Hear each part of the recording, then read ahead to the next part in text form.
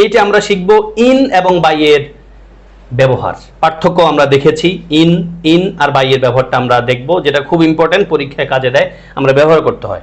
লেখা আছে বাংলায়, পয়েন্ট অফ টাইম বা নির্দিষ্ট মুহূর্ত, অগণনাযোগ্য সময়, এর ক্ষেত্রে বাই হয়। এক্ষেত্রে বাই এর অর্থ হয় মধ্যে, যেটা আমি আগেও কোনো একটা বাক্যের অর্থ করতে আপনাদেরকে বলেছিলাম। তার মানে ইন দ্বারা কি বোঝায় ভাই? পয়েন্ট অফ টাইম মানে নির্দিষ্ট মুহূর্ত, অগণনাযোগ্য সময়, এর ক্ষেত্রে বাই হয়। তাহলে বাই এর অর্থ তখন কি হয়? মধ্যে।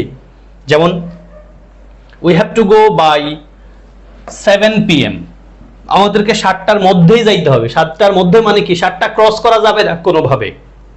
হি will be back by 4 o'clock, 4টার মধ্যেই সে ফিরবে, মানে 4টার ক্রস করবে না। They have to finish it by Thursday, থার্সডের আগেই তারা শেষ করবে, থার্সডে ক্রস করবে না।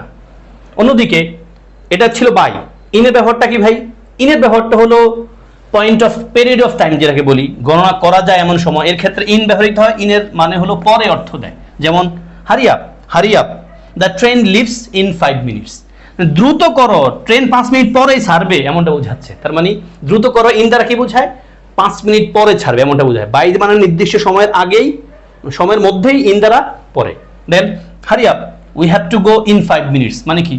আমাদের 5 মিনিটের মধ্যেই যাইতে হবে, মানে 5 minutes মানে 5 মিনিট পরেই যাইতে হবে, এমনটা বোঝাচ্ছে। Then I can talk to you now, I will call you back in 10 minutes, আপনি এটা দিয়ে খুব সহজে বুঝতে পারবেন এই কথাটা। I can talk to you now, তোমার সাথে আমি এখন কথা বলতে পারছি না। I will call you back, আপনাকে আমি আবার কল দিব ইন 10 minutes, মানে কি? 10 মিনিটের মধ্যে না 10 মিনিটস পরে? 10 মিনিট পরে আমি আপনাকে কল দিব।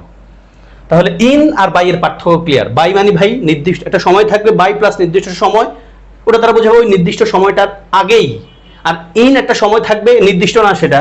দেখেন 10 মিনিটস, কোন 10 মিনিটস আমি জানি না, 5 মিনিট পরে, 10 মিনিট পরে, এমনটা রেফার করছে। তার মানে ইন দ্বারা পরে আর বাই দ্বারা মধ্যে বোঝায়। এবার আপনি আমার সাথে কয়েকটা কাজ একটু করে ফেলতে পারেন। পাশাপাশি আরেকটা কথা একটু খেয়াল করেন, কোনো কাজ করতে কত সময় লাগে অর্থে পাস্ট এবং ফিউচারের ক্ষেত্রে আমরা ইন ব্যবহার করি।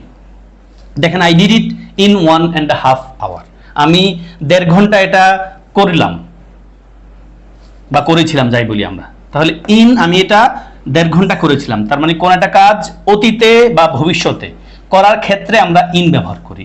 I will do it in 5 minutes, আমি 5 মিনিটে এই কাজটা করব। তার মানে অতীতে কোন একটা কাজ অথবা ভবিষ্যতের কোনো কাজ, এর ব্যাপারে আমরা ইন এরপরে সময়টা লিখি।